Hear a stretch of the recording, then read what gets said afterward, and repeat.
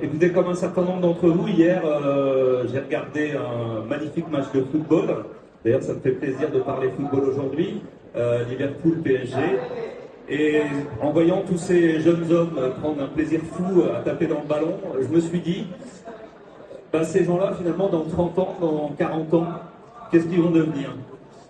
Eh ben, ils vont devenir comme la plupart des footballeurs amateurs qu'on voit partout sur la planète, c'est-à-dire qu'à 45, 50 ans, eh ben, on se blesse, on en a marre de courir après les petits jeunes, et puis un jour on raccroche les crampons.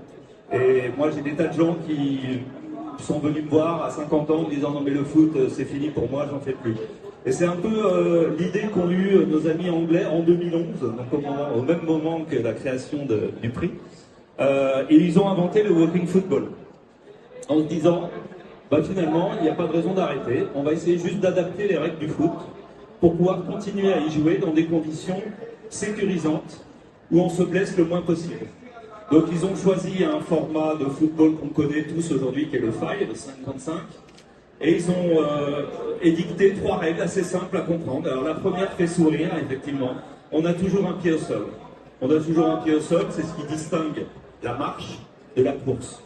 Donc effectivement, les anciens footeux éclatent de rire, moi le premier, quand on m'a parlé de ça la première fois, je disais mais ça va pas, ne pas courir sur un terrain de foot, c'est complètement antinomique. En fait c'est faux, ça reste du foot, et ça reste le plaisir du football, simplement on limite l'engagement physique, et donc on ne se blesse plus. Aujourd'hui on organise des tournois de walking football avec 200 personnes, à la fin de la journée il n'y a personne à l'infirmerie. Vous faites la même chose en foot, c'est une boucherie. Pourquoi? Parce qu'on se blesse, on se tape dessus, on se rentre dedans.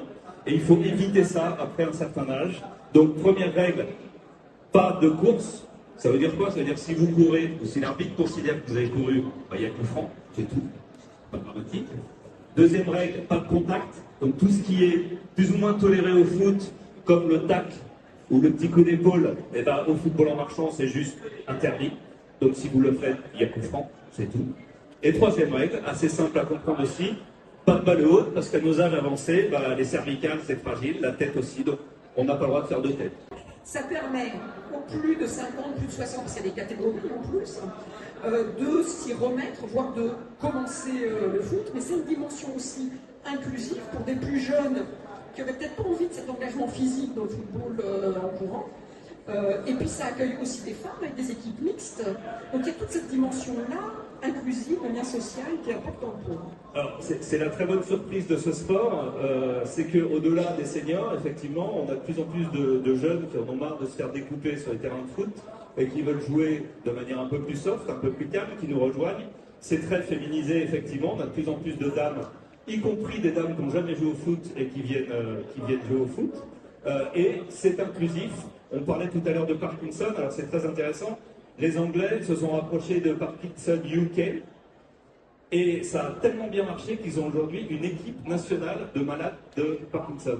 Donc j'appelle les gens qui connaissent France Parkinson à venir me voir parce que j'aimerais bien faire la même chose en France. Et puis dernier petit point quand même pour dire que avec le recul anglais, on espère qu'il y aura un même destin pour l'association française parce qu'il y a 53 pays aujourd'hui qui pratiquent le walking football.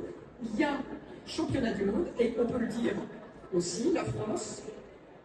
Alors oui, il y a des compétitions internationales qui sont organisées et la France, alors qu'on avait une équipe nationale des plus de 60 tout à fait récente, on a été vice-champion du monde il y a 2 ans, en 2023 à Derby, je pense qu'on peut les applaudir.